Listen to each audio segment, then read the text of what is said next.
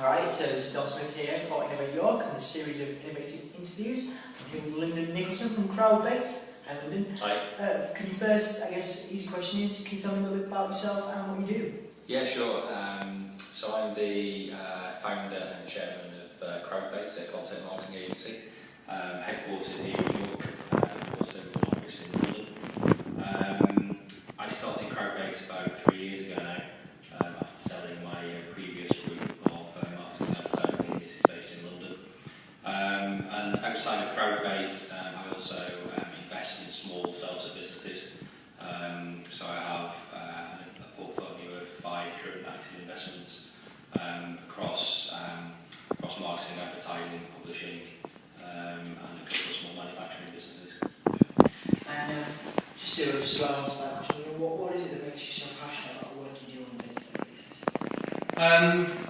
I just really enjoy what I do on a day-to-day basis. I think I spend a lot of my time chatting to other businesses, whether that be about their overall marketing and advertising objectives, or about helping them build their business or start their business. Whatever it is, I just enjoy chatting to other business people. And that's kind of what gets me out of bed every day. I get a real buzz out of just chatting to people and figuring out how I can potentially help them, whether that be helping them for profit, helping them for fun, helping them for as being part of the greater good. So it's kind of it's really good fun. Okay, and obviously this series centres around the theme of innovation. So what does the term innovate mean to you? That's a really broad question, and there are some very obvious answers to it. So you can say, well, innovation is kind of just taking an existing problem and finding a new slant on it. And I think where we are as business people today is that innovation can go in lots of different ways and can mean lots of different things depending on the type of business that you are, the type of person that you are, and different people within different businesses will have different ways of innovating in their own way. So for a manufacturing business, it could be finding just a kind of like a subtle tweak to a manufacturing process that suddenly revolutionises the way you do business and allows you to make everything 3 times as quickly. For web-based business, which a lot of my businesses are, it could be just making kind of like something really small and insignificant seeming tweak to maybe the user interface, and suddenly your conversions go through the roof. So innovation doesn't really have to be kind of the big kind of sea change that a lot of people imagine when you talk about innovation. It could be just kind of making very small changes along the way to make some big differences. On the flip side of that, innovation could be kind of waking up one day and saying, what I'm doing isn't working anymore. It could be, just getting real with yourself and saying, I need to make a change. So innovation could be massive, it could be tiny, but I think innovation is, whichever way you look at it, an important part of business. Because if you stop innovating, you stop kind of moving forward, really. Yeah, I think that makes it quite relatable to new businesses. And I wanted to ask you as well, what are your 3 sort of key tips for innovation in new businesses, and I guess businesses that are established as well?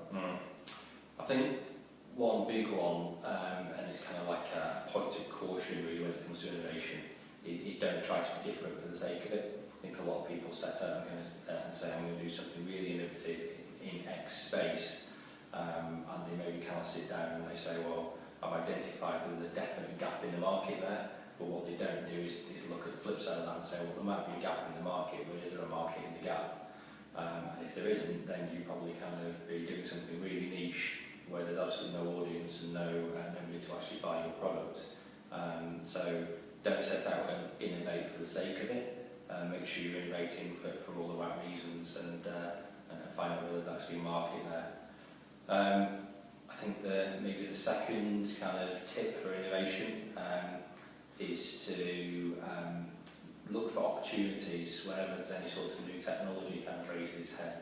So, where we are right now, there's a lot of people talking about kind of new social networks that are popping their head up. And I think an important and a kind of a real opportunistic way of innovating at the moment is to look at a new social network or look at a new piece of technology or anything that's happening in the world around you and thinking, how can I apply that to my business and how can I find new opportunities to use whatever it is that's happening to kind of generate income for myself.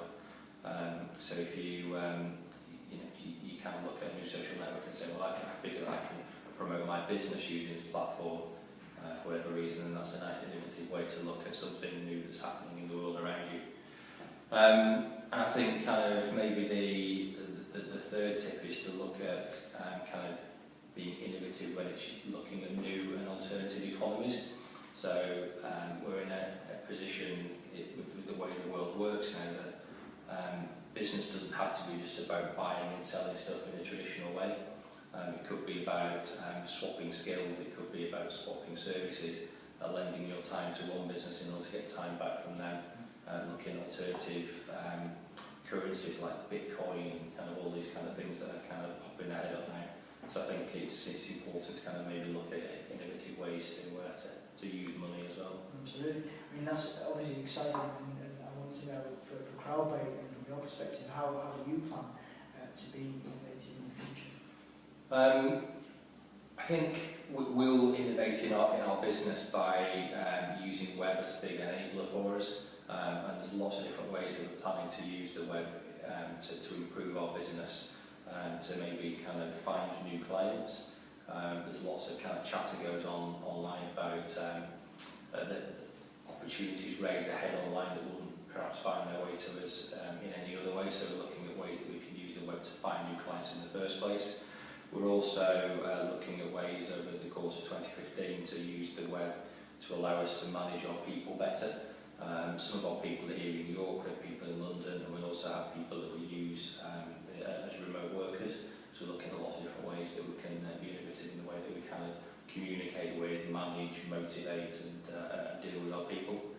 And the same really goes for our client base as well, that the old way of doing things, of perhaps having to go and see your clients once a month just to manage a relationship, we're looking at innovative ways that we can use the web to demonstrate to people, A, that we're doing a good job, B, that we want to kind of continue the relationship and we're representing good value for money.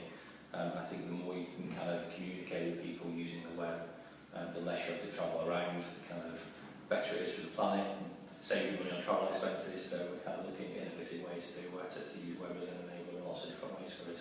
Absolutely. Well, thank you very much for your time today, Lyndon. Really appreciate it. No problem.